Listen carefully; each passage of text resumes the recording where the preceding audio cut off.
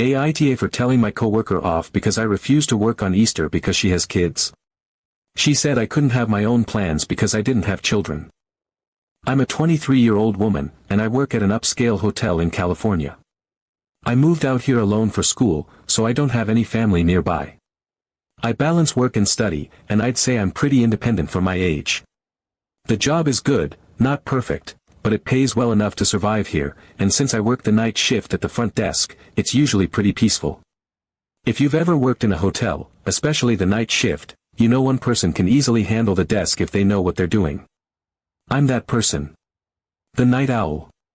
And the youngest person on our team by a decent margin. Most of my coworkers are women between the ages of 25 and 42. All of them have kids. I don't. Which wouldn't matter in any normal job environment, but somehow here, it has become my defining characteristic in the eyes of my coworkers. I'm the one without children, the one who supposedly has no reason to say no when it comes to covering holidays or staying late. It's subtle, but it's there. They don't come out and say it directly, but the implications are loud and clear every time a holiday approaches. Let's rewind to the week leading up to Easter. That particular morning, I was helping out with the morning shift because we were short-staffed, and the topic of holiday scheduling came up. It always comes up. This time it was Easter. Immediately, the conversation turned into a polite but passive-aggressive battle of whose children were younger and more in need of holiday magic.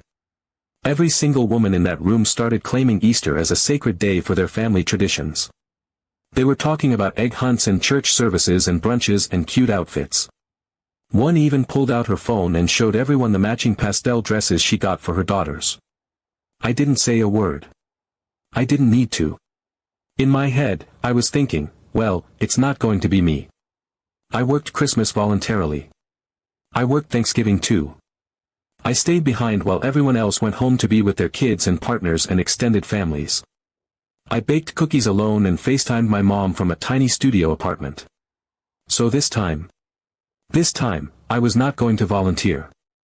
The next day, I saw that one of my coworkers, let's call her Sarah, she's 32 and a mom of 2, had been scheduled to work Easter. I knew she wouldn't like that. Sure enough, within an hour she was in our manager's office. I could hear muffled voices and could practically feel the dramatic sighs through the door. About 8 minutes later, she came out and made a beeline straight to me. She opened with a sugary voice, the kind you use when you're about to ask for a favor but pretend it's not a big deal.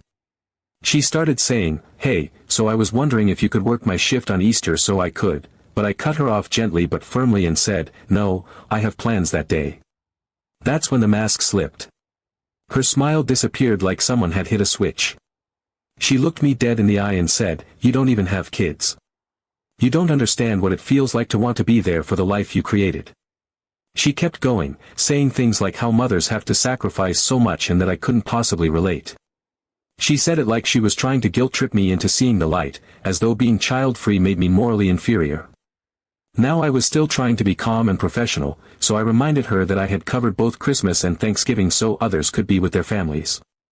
Only 2 people thanked me for it. She looked at me without blinking and said, "We shouldn't have to thank you for doing what's right." That sentence pissed me off. I stayed calm on the outside, but inside I was boiling. I glanced at the other women around us, expecting someone to say something, anything, but they all just sat there awkwardly. No one backed her up, but no one defended me either. It was like watching a train crash in slow motion and everyone just sat and watched. She wasn't done. She doubled down and said, "What plans could you possibly have? You don't even have family out here." Then she said, "Well, I'm not coming in that day. You're going to have to." I responded with a calm but cold, "We'll see." That apparently made her angrier. She kept pushing. Saying more stuff about how holidays are for families and that I was being selfish. That I would understand someday when I had children of my own. And then she said something about how people without kids don't have real responsibilities. I had reached my limit. I told her, just because I didn't lay down on my back, or in your case, in the back of a car, to have children doesn't mean I don't have things going on in my life. Was that a low blow? Probably. But I was tired of being treated like the team mule just because I didn't have kids. She went completely silent. Her face turned bright red, and she stormed off. I knew instantly she was going to HR. And yes, she did. I got called in that afternoon. I explained everything to HR. I admitted my comment was inappropriate, but I also gave them the full story, including her prior comments, her guilt-tripping, and how the workplace culture was creating this unspoken expectation that people without kids should always take the short end of the stick. The HR rep gave me the usual spiel about professionalism and told me they would follow up with her as well. After that, the tension at work was suffocating. My coworkers didn't say anything directly, but the way they acted toward me changed. I'd walk into the break room and conversations would stop. I'd get side glances during meetings.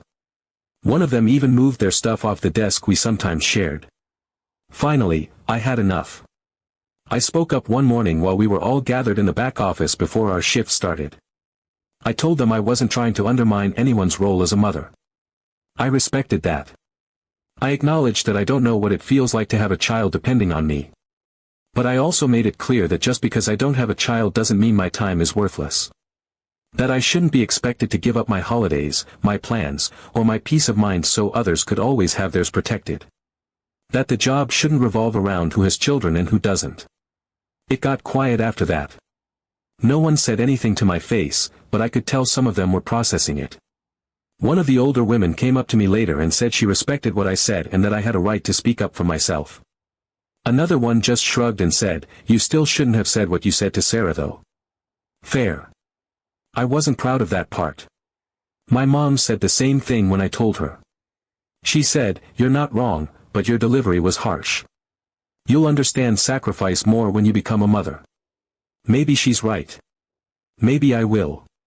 But that doesn't mean my current sacrifices, working nights, being alone during holidays, missing out on my own life just to be seen as a team player, don't matter. So yeah, maybe I said something I shouldn't have.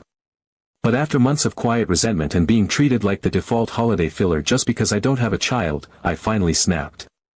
I'm not asking for pity, but I am asking for fairness. So am I the asshole? Update 1. I really thought the HR meeting would cool things down. I had done my part, I owned what I said, I acknowledged that it was inappropriate, and I agreed to move forward professionally. I wasn't looking to hold a grudge, and I certainly wasn't interested in prolonging whatever passive-aggressive feud was brewing between me and Sarah. But apparently, Sarah didn't get the same memo. About a week after the whole Easter scheduling drama, I was walking into work for my night shift when Sarah intercepted me in the hallway. Her tone had changed. The mom guilt angle was gone, replaced with something more polished, like she'd spent the last few days rehearsing what she was going to say. She mentioned that she knew things got heated between us and then tried to present the request as a matter of team spirit, saying it was just one Sunday and that she thought I'd reconsider now that things had settled down. I told her once again, calmly, directly, that I had plans that day and would not be working for her. I thought the firmness in my voice would make it clear that this was the end of the discussion. It wasn't. Subtle things began happening during my shifts. At first, I didn't immediately connect the dots. I thought people were just slipping up because it had been a hectic week. But then it became too consistent to ignore. The daily turnover report that was usually prepared with care and detail before the night shift was suddenly sloppy or incomplete. A few times, the report wasn't even done at all. I'd walk into a mess that I had to clean up and refile before I could even begin my actual duties. That alone was frustrating, but then it escalated. The reservation system, which we all know requires a secure login, started showing up as logged out when I came in. I'd have to scramble to reset it with the front desk's shared credentials, wasting precious minutes. One night, I found the key card printer unplugged entirely. I actually laughed out loud in disbelief when I saw it. These were small inconveniences, but they added up. They threw off my rhythm. They made it seem like I was either careless or disorganized, and I knew exactly how it would look to someone who wasn't in the loop. Still, I didn't want to jump to conclusions without proof. I'm not the kind of person who wants to play office detective or stir up more drama. But then came the night with the VIP guest. Our general manager, Tom, came down to the front desk around midnight with this look on his face that I immediately recognized. It was the expression of someone trying to stay calm while clearly not happy. He asked why our VIP guest hadn't received their welcome package. I blinked at him and told him I hadn't even received a note about a VIP check-in, which is standard procedure. He looked surprised and said that the guest had checked in during the afternoon shift, which meant the ball had been in Sarah's court. I felt a slow burn rising in my chest. The next morning, I asked Sarah about it. She gave me this half shrug, smiled like she wasn't taking any of this seriously, and said something about forgetting. Then added that I always seemed to have everything under control, with just enough sarcasm to make my stomach churn. It didn't take a genius to see what was happening. She was trying to undermine me. Make me look like I couldn't handle basic tasks. Slowly chip away at my reputation so that the team, or worse, management, would start to doubt me. So I started documenting everything. I created a folder on my personal drive. Screenshots. Time-stamped notes. Photos of unplugged equipment. Copies of shift reports. Everything that felt off went into that file. I kept a detailed log, nothing speculative, just the facts. After about a week of collecting evidence, I sent it all to HR. I explained what had been going on, that while I had already owned up to my inappropriate comment, what Sarah was doing now wasn't just petty, it was calculated. It felt like workplace sabotage. And frankly, it was beginning to affect my ability to do my job without unnecessary stress or obstacles. HR got back to me fairly quickly, saying they would schedule a follow-up meeting for conflict resolution. I didn't love the idea, but I went along with it. I had already said everything I needed to say, and I figured if we sat in a room with a neutral party, Sarah would at least back off. What actually happened was far more frustrating. We met in one of the small conference rooms with a representative from HR, someone new I hadn't dealt with before. Sarah walked in acting like we were two coworkers who had simply had a miscommunication over paperclips. She smiled sweetly, sat with her legs crossed, and told the HR rep that she was so surprised I felt this way and that I must be misinterpreting things. Then came the dagger. She said she worried I was a little too sensitive, being away from family and all, and that I might be projecting loneliness or stress onto our work dynamic. I nearly choked. She said it in this patronizing, syrupy voice like she was doing me a favor by even sitting there. It was so fake it was physically painful to sit through. I stayed calm. I presented my evidence. I explained how each incident lined up. I didn't accuse. I described. I stuck to the facts. The HR rep listened and said all the usual things about communication styles and workplace expectations. No formal action was taken. No real accountability was demanded.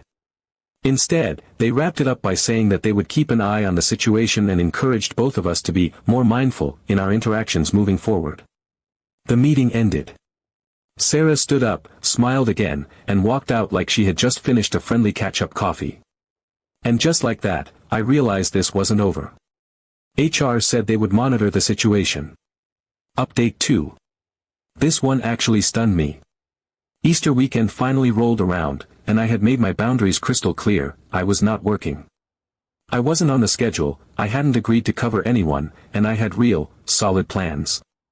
A classmate from school had invited me to dinner with her family. They knew I didn't have anyone local to celebrate with, and they were incredibly warm and welcoming. It was going to be my first normal holiday in years, one where I wasn't stuck behind a desk making sure someone else's holiday went smoothly while mine disappeared into fluorescent lighting and silence. I had gotten a cute dress for the occasion, picked up a bottle of wine as a hostess gift, and even helped my classmate plan the dessert course. For once, I wasn't going to be the one on call. I was going to be a guest, a person who mattered. And I was excited. That morning before Easter, just as I was putting the wine in a gift bag and checking my nails for chips, my phone rang. It was Tom, our general manager. His voice was tight, frazzled in a way that made my stomach flip before he even said a word. He told me that Sarah had called him in tears with some kind of family emergency. He didn't know the specifics, but apparently no one else could cover, and I was the only option.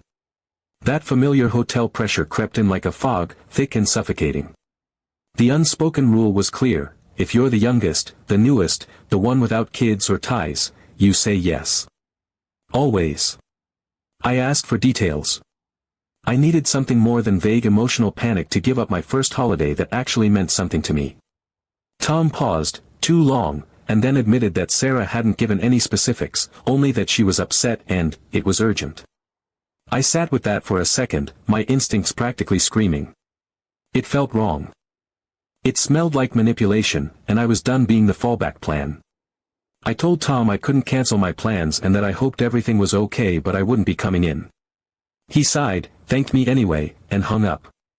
2 hours later, I was scrolling through stories on Instagram while waiting for my ride, and there it was. Clear as day. Sarah. Dressed in a white sundress with oversized sunglasses, clinking mimosas with a group of equally well-dressed women at an outdoor wine brunch. The caption read, "Bunnies and Bellinis with my girls," followed by an obscene number of flower emojis. I blinked. Then blinked again. I turned the volume on and caught the unmistakable sound of laughter and brunch playlist music in the background. There was zero trace of an emergency. She wasn't in crisis. She was in Napa. I screenshotted the story so fast I nearly dropped my phone. It was time-stamped. Geotagged. There were multiple people tagged in the post, friends who were also sharing their own stories from the same location. It wasn't a misunderstanding. It wasn't a miscommunication. It was a bold-faced lie. I didn't wait.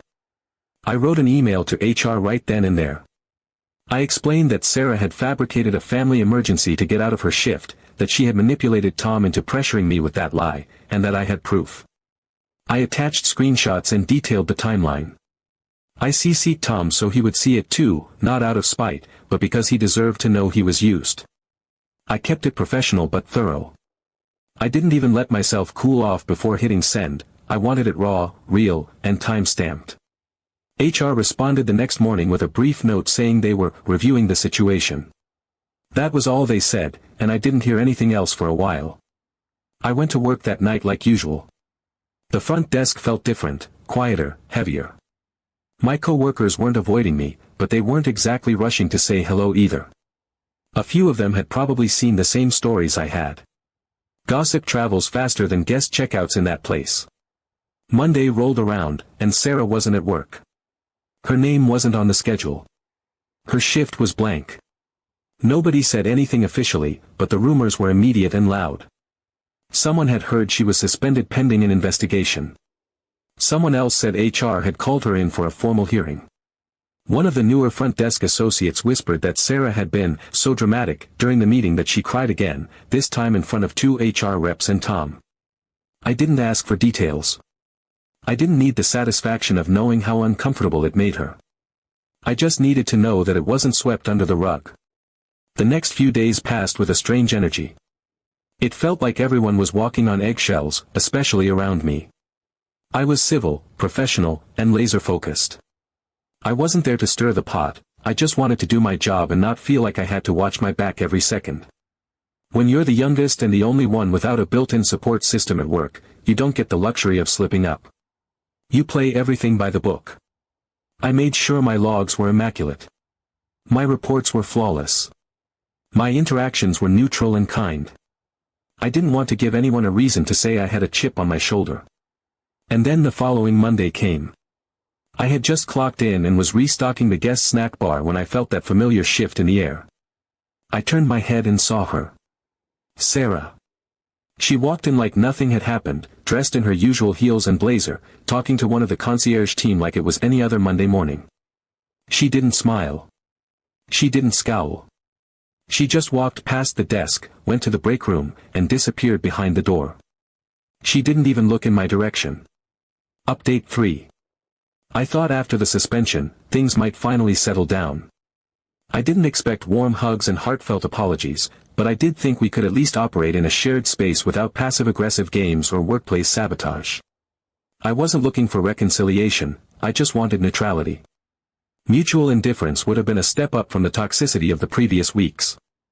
I focused on my job, kept my head down, and kept doing what I always did, show up, do it right, and go home. But Sarah wasn't done. She had one last stunt in her. About 2 days after she returned from her suspension, I was prepping for a site tour with a big corporate client, one of the largest accounts our hotel had been courting in months. It was a last-minute booking that had come together quickly, and everyone was on high alert to make sure it went off without a hitch. The kind of client that didn't just bring one big booking, but repeat business, event planning, and word-of-mouth referrals. The type of account that could influence our quarter. I had spent most of the week getting everything ready. The tour was scheduled for the following morning, and the night before, I was set to check all the finishing touches, room arrangements, catering confirmations, AV equipment setups, and of course, the state of the main conference room. That room was the showpiece. Polished floors, fresh floral arrangement, every chair perfectly aligned. It had to be flawless. Sarah had the evening shift. I came in at the usual time for nights, expecting to do the usual brief handoff and finish the final prep. But when I arrived, I immediately noticed something off. The conference room was locked. Not just closed, fully locked. That was strange, because per protocol, it was supposed to be left open and prepped the night before any event. I looked around for the key, checked the front desk drawer, the maintenance closet, even the little dish we sometimes tossed spare keys into. Nothing. I asked Sarah casually if she had it, and she turned to me with this smirk like she had just remembered something mildly inconvenient and said she'd taken it home by mistake. Said it so breezily, so unbothered, with that same faux innocence that had come up before. My gut told me it wasn't a mistake at all. I didn't react. No frustration. No eye roll. No comment. Just silence. Then I quietly stepped away and texted Tom, explained what had happened, and then got on the phone with maintenance. I wasn't going to let her win, not like that. Maintenance was surprisingly fast, they had a master key, of course, and within 15 minutes, I had the door open and the conference room fully visible. It was a mess. Chairs pushed out of line, the welcome table disorganized, and a faint coffee ring on the edge of the podium. Nothing catastrophic, but enough that it would have made us look careless if the client had walked in like that. I got to work. I wiped everything down. I adjusted each chair. I called room service to swap out the stale cookies with a fresh spread. I checked the AV cables myself and confirmed the projector was synced. I even straightened the informational brochures on the table. By the time I was done, the room looked like a magazine spread. The next day, the tour went better than anyone expected. The client was thrilled. They complimented everything from the ambience to the attention to detail to the friendliness of the overnight staff. They sent a glowing email thanking the hotel and calling out the front desk in particular for their professionalism and preparedness. Tom forwarded the email to the entire staff that afternoon. At the bottom of his message, he added a note that said, "This is what proactive leadership looks like. Let's all take a moment to appreciate the kind of behind-the-scenes work that elevates this team." It wasn't directed at anyone specifically, but everyone knew. And about 10 minutes later, he called me into his office. I walked in expecting maybe a handshake or a thank you. Instead, he offered me a promotion on the spot.